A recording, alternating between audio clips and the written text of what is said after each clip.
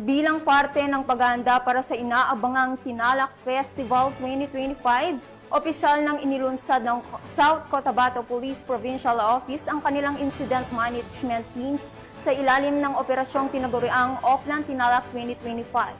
Yan ang balitang hatid ni Patrolwoman.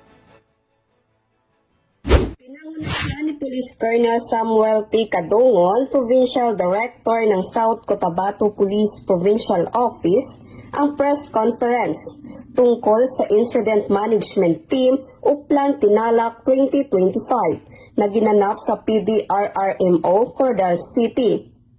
Kasama sa nasabing press conference sina Mr. Rolly Duan Aquino, head ng PDRRMO at Fire Officer 3 John Paulo Cabugan ng Bureau of Fire Protection 12. Kasama din ang mga media personalities at iba't ibang ahensya ng gobyerno na nakatalaga sa pagpapanatili ng kaayusan sa nasabing festival.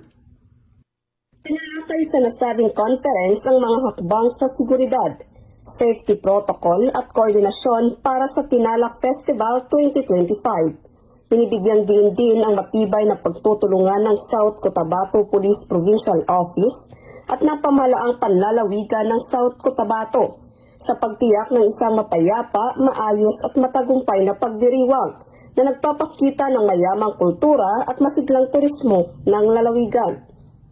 Tinitiyak ng South Cotabato PNP na maging ligtas ang mga residente at turista sa buong pagdiriwang ng Tinalak Festival 2025.